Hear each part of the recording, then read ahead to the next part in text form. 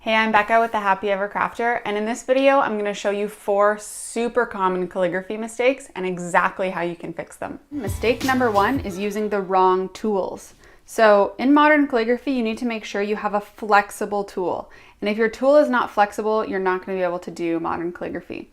So what I see commonly is people go into an art store and they look for the calligraphy section, and you're often going to find pens that look like this one. So if you take the tip off, you can see that it's chiseled, and so it's flat on the top, and that is not what we want for modern calligraphy. So with this one, it's not flexible.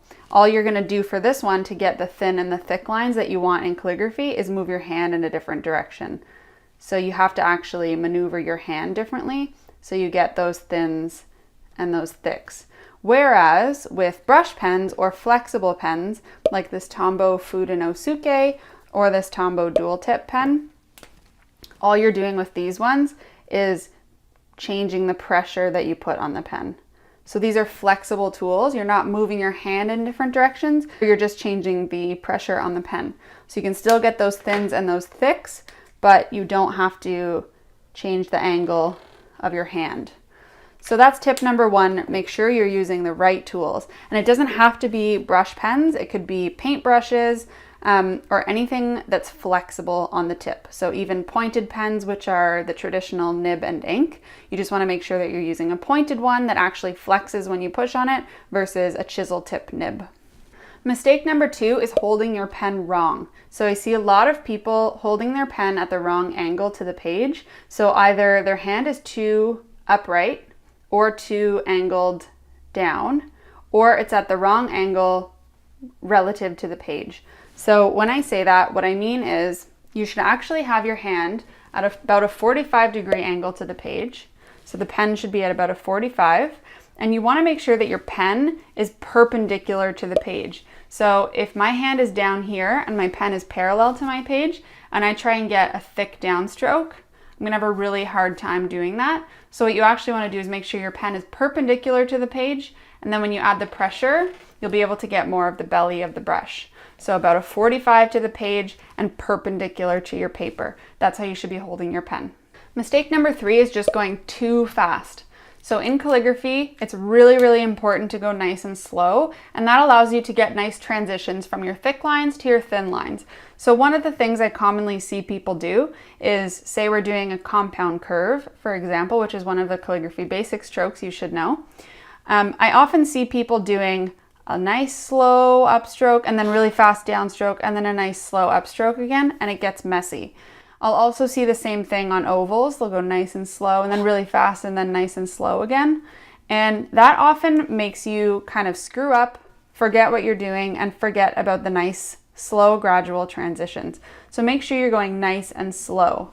So if I were to demonstrate that in a word, it's going to be hard for me to do this because I have so much muscle memory to do it nice and slow. But say I was going to write the word hello.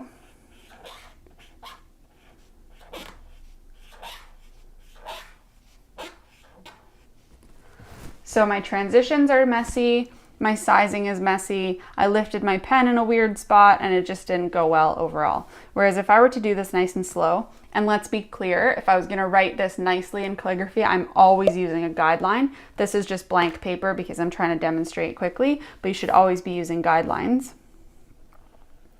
If I were to do it nice and slow, this is about the realistic speed I would be going.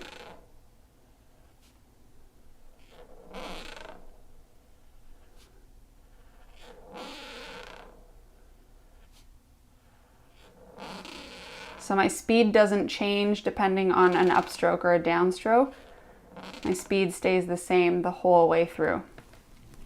And the last mistake, number 4, is not using the calligraphy basic strokes. So if you're listening to this video and you've never heard of the basic strokes, you need to go back to step 0. So make sure you watch this video up here where I show you exactly how to do them all. But basically the difference between using calligraphy basic strokes or just adding pressures would be kind of like the difference of just doing cursive writing versus calligraphy. And a lot of people don't realize that those are different, but they are. So in calligraphy, everything is broken down into pieces.